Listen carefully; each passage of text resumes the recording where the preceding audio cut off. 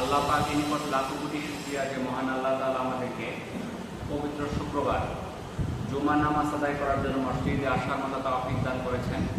এই জন্য মহান আল্লাহর নিকট শুকরিয়া আদায় করি, আলহামদুলিল্লাহ।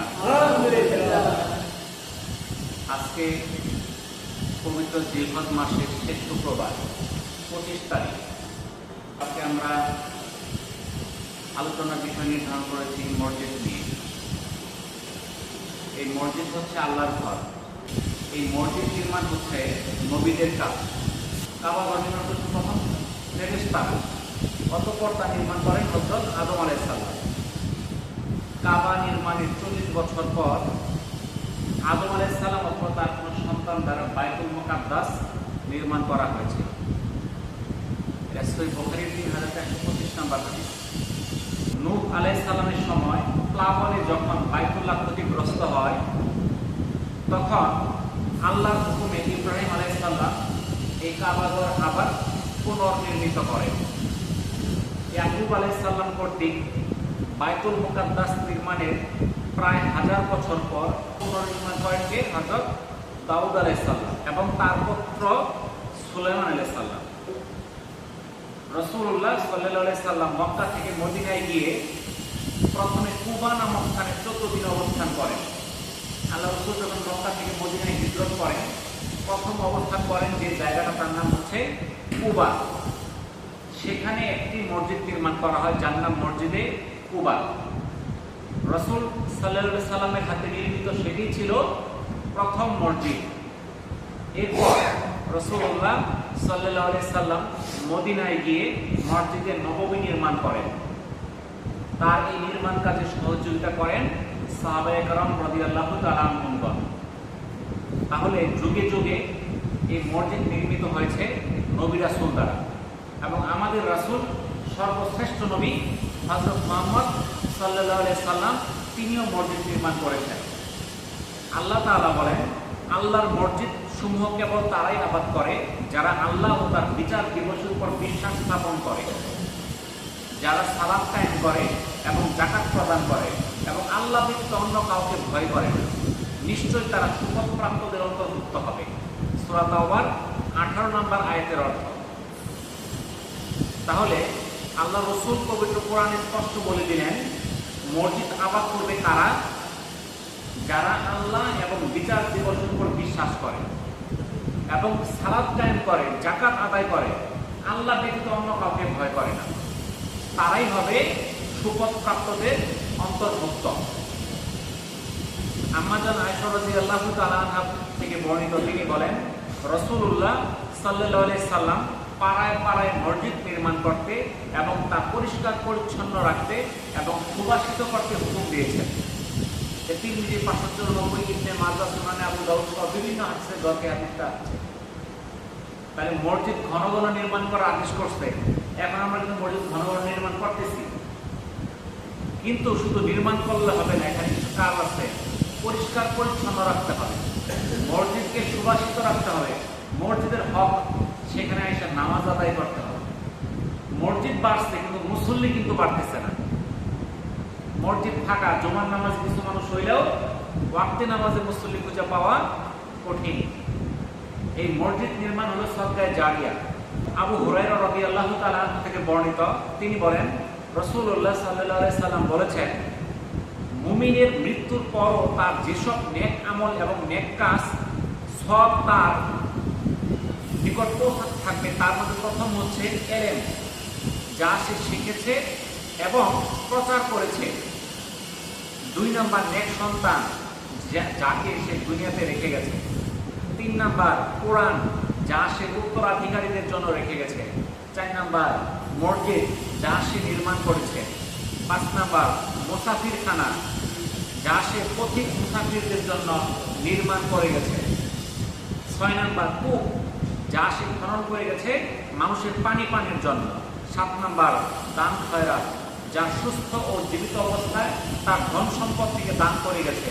মৃত্যুর পর এইসব কাজের সব তার আমলনামায় পৌঁছাতে থাকবে।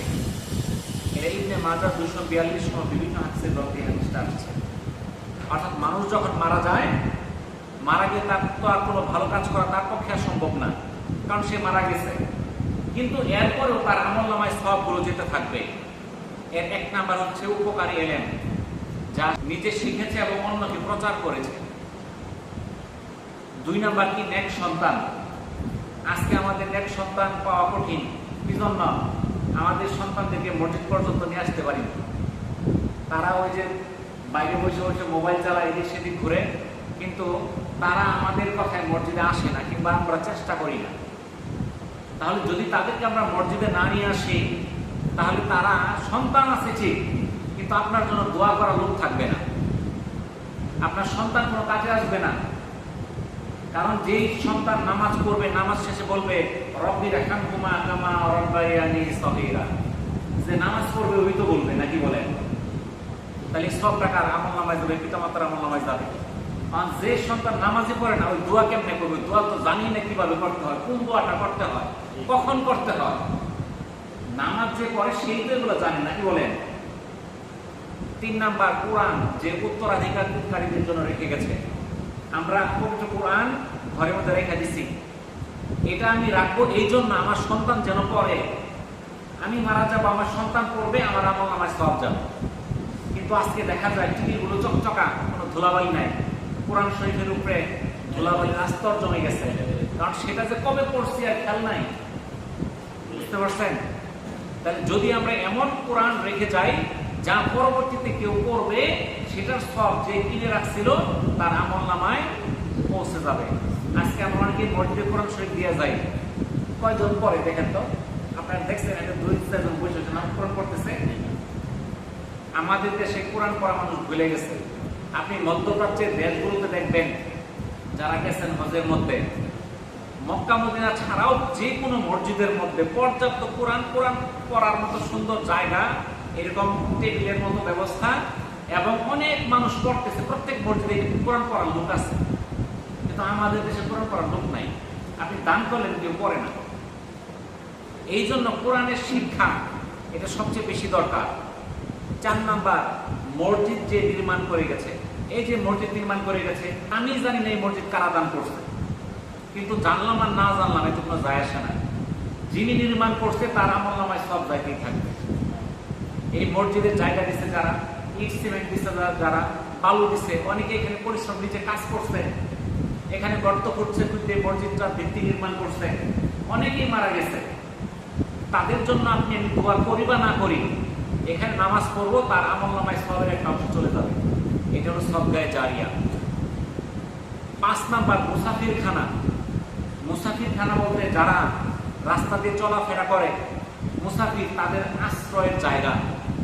এখন বর্তমানে মুসাফিরখানা খুব একটা নাই, তবে মসজিদকে আমরা মুসাফিরখানার মতো কিছুটা ব্যবহার করতে পারি। কিন্তু বর্তমান যুগে আমরা যারা মসজিদের কমিটি আছি, আমরা মসজিদে এমনভাবে তালা মারি যেন মসজিদে কেউ ঢুকতে না পারে। বুঝতে পারছেন কিছু? মসজিদ এত তালা মারার দরকার নাই। মসজিদের মধ্যে এমন ভাবে আপনি বন্ধ করে রাখলেন, কেউ নামাজই পড়তে পারলো না, তাহলে ওই মসজিদের লাভটা কি?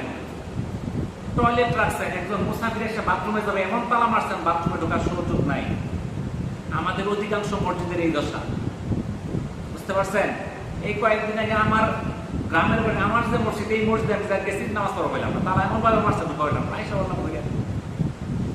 বুঝতে পারছেন তো? নামাজ শেষ, তালা মেরে চলে গেল। এটা তো মসজিদের বৈশিষ্ট্য না। আপনি তালা মারলে ভিতরটুক মারলেন, ভালো কথা, ভিতরে জিনিসপত্র আছে। অর্থাৎ একজন মুসলিম জন এসে 2 রাকাত 4 রাকাত নামাজ পড়তে পারে। অনেকেই আছে রাস্তায় চলাফেরার কারণে সঠিক সময় জামাতটা পায় নাই, একটু পরে আসছে, তাহলে সে তালা মারা থাকলে কিভাবে নামাজ পড়বে? একজন লোক ওযু করবে, বাথরুমে যাবে, একদম তালা মারা। আচ্ছা, যদি তালাটা খোলা থাকে, দেখি কি 7 দিনই বলে যাবে? হয়তো যেটা বলতো 5 বছর, 2 বছরে বলে যাবে। এইটুকুই তো। 2 বছর পরে একবার পরিষ্কার করার মতো টাকা কি কমিটির হবো না? টাকা ইলেকট্রিকটা পরিষ্কার করতে কি 2-5 লক্ষ টাকা লাগে? এই যে আপনি যে লেট্রিন আছে, এই যে পরিষ্কার করেন, বড় জন্য 2000 টাকা না 5000 টাকাই লাগলো, তাই না? বাবু পক্ষে 10 বছর সবাই যদি পায়খানা করেন, 2 বছর গেল, 2 বছরের পরে 5000 টাকা খরচ করতে পারবেন না? সবাই জানে। সবাই তো যাবো না। কারা যাবো? যারা বাইরের লোক আসছে, যার বাড়ি আছে, বাড়ি রেখে হেনে আসবো নাকি? না। আর যদি এখান থেকে কেউ আসে, এখানে যে তার হাজতটা পূরণ করলো, যে পূরণ করলো সে দোয়া করুক আর না করুক, যারা ওটা নির্মাণ করছে তারা সব পায় যাবে। ওখানে যে সে টয়লেট ব্যবহার করলো, এতে যদি তার একটা জরুরত পূরণ হয়ে যায়, এটার জন্য একটা বদলা কিন্তু আল্লাহ তাআলা অবশ্যই দিবে। কিন্তু আমরা মসজিদের লেট্রিনের মধ্যে এমন তালা মারি যেন কেউ ঢুকতে না পারে। তো মানুষ বলে ফেলো, আপনারা 10 টাকা 20 টাকা দিয়ে আবার পরিষ্কার করবেন, আবার বলবো সব আপনি পাবেন। আমরা মনে করি যে না, এটা করলে মনে হচ্ছে কি ক্ষতি হয়ে যাবে। এই জন্য মসজিদের বারিন্দা 24 ঘন্টা খোলা থাকবে। তবে এত দামি বারিন্দা করেন না, যে দামি বারিন্দার কারণে তালা মারি রাখতে হয়। এত দামি দামি এখন মসজিদ করে, কারণ চোরের ভয়ে সব তালা মারা, ভিতরে ঢুকা যাবে, বাইরে থেকে তালা মারা, এরকম হয়। এটা করা যাবে না। মসজিদের মধ্যে যেন অন্তত একটু জায়গা থাকে যেখানে সবসময় একটা মানুষ নামাজ আদায় করতে পারে। অন্তত একটা দুইটা উজুখানা প্রস্রাবখানা যেন খোলা থাকে, যেন তারা উজুটা করে নামাজটা পড়তে পারে। তাহলে সে মুসাফির খানার এই যে নির্মাণের সবটা এটাও সে পাওয়া যাবে। 6 নাম্বার কূপ যা সে নির্মাণ করে গেছে। এই যে আমরা কল দিই, এই যে একটা কল আছে, এই কলটা তো টাকা কেউ দিচ্ছে নাকি বলে? এই কল দিয়ে কিন্তু শত শত মানুষ প্রতিদিন উজু করতেছে। তো কলের দাম আর কয় টাকা? সব কিন্তু শত শত মানুষের উজুর সব তার আমলামায় যেতেছে। একটা মোটর কিনা হয়েছে, একটা ট্যাঙ্কি কিনা হয়েছে, এর মধ্যে মানুষ টাকা দিচ্ছে, ঠিক আছে না? কিন্তু টাকা দিয়ে আপনি ভুলে গেছেন যে আপনি টাকা দিচ্ছিলেন, আপনার খেয়াল নাই।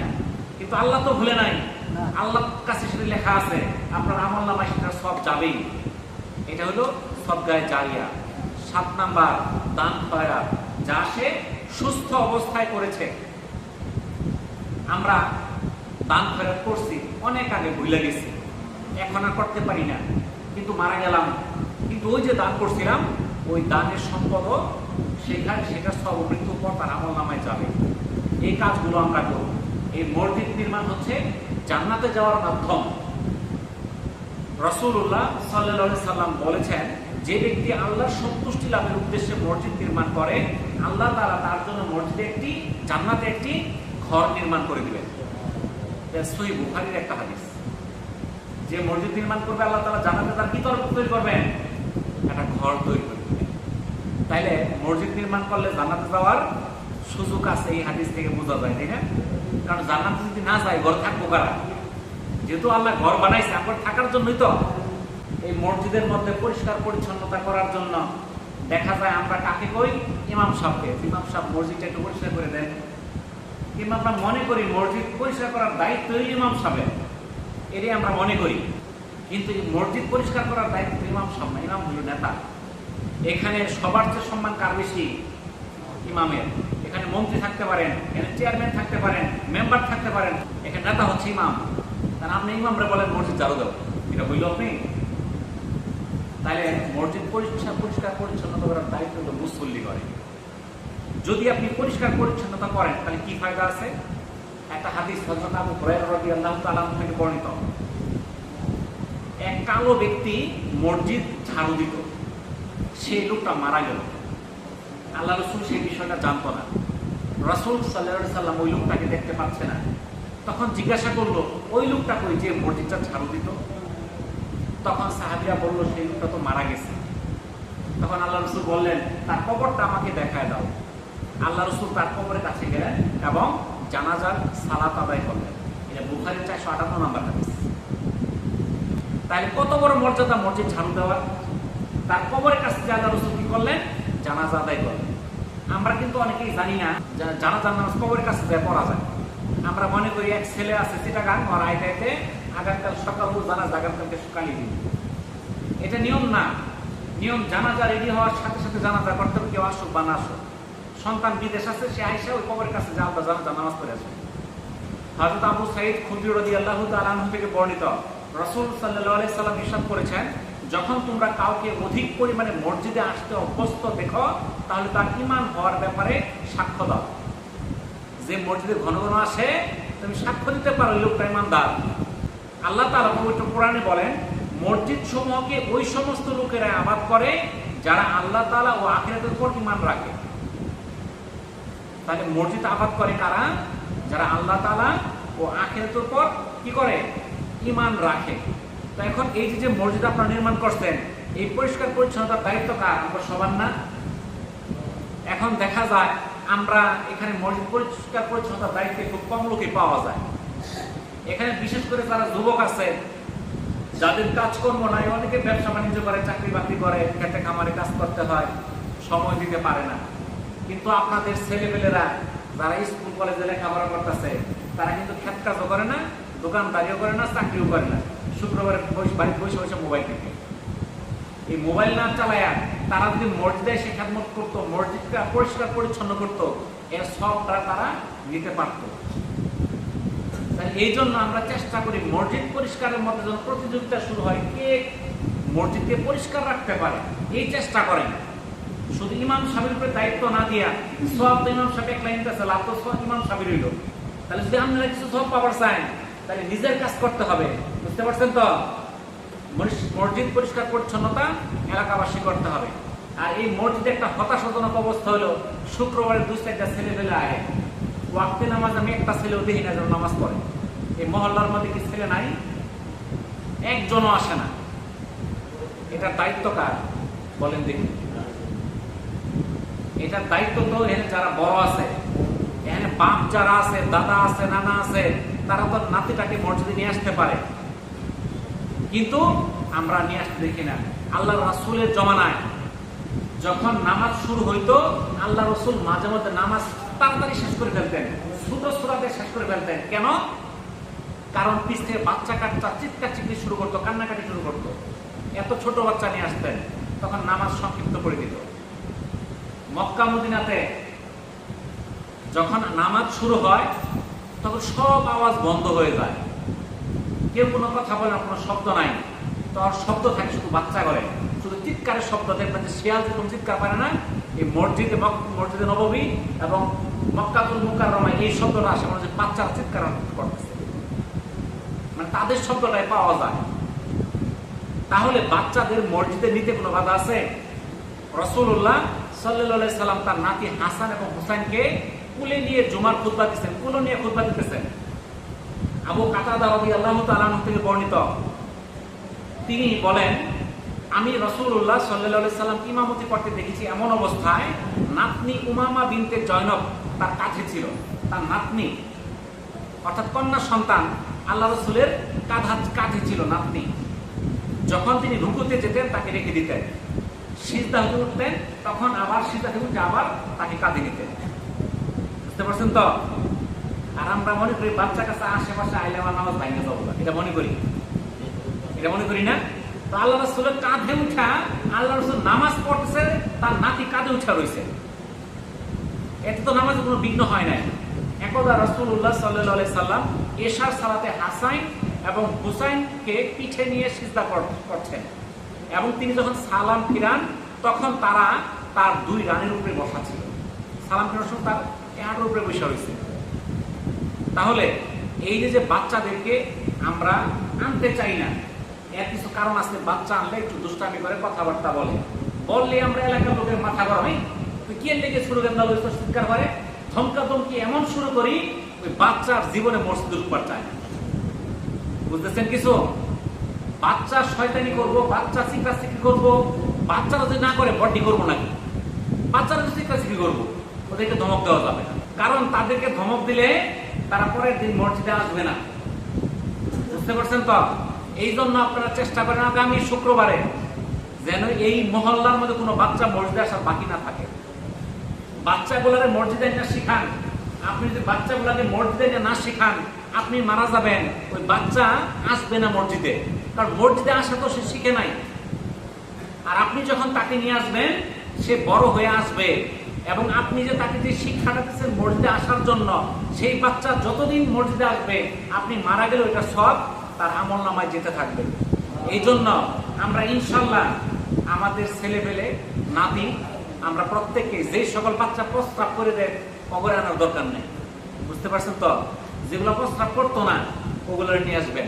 কারণ নামাজের আদেশ দেওয়া হয়েছে 7 বছর বয়স হইতে। 7 বছর বয়স হলে নামাজের আদেশ করতে হবে, 10 বছর বয়স হলে প্রয়োজনে প্রহার করতে হবে। তাহলে যেই বাচ্চার বয়স 7 বছর, আপনি কেন তাকে আনবেন না? বাচ্চা দুষ্টামি করা করবেই করো। আপনি এত দুর্বল মুসল্লি, বাচ্চা একটা চিৎকার মারলে আপনার নামাজ ভাঙ্গা যায়, কিসের মুসল্লি হয়েছেন? বাচ্চার কাজ বাচ্চা করবে, আপনার নামাজ পড়বেন। সে দৌড় পারবে, লাভ পারবে, যা খুশি তাই করবে, কিন্তু তাদেরকে মসজিদে আসতে বাধা দেওয়া যাবে না। বুঝতে পারছেন?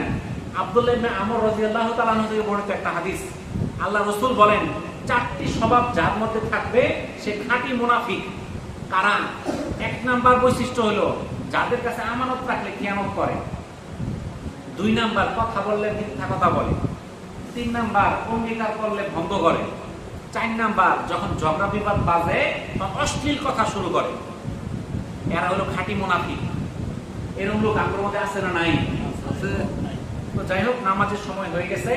আমরা যে আলোচনাগুলো করলাম, আল্লাহ তাআলা আমাদেরকে আমল করার তৌফিক দান করুন। ওয়া আখিরু দাওয়ানা আলহামদুলিল্লাহি রাব্বিল আলামিন।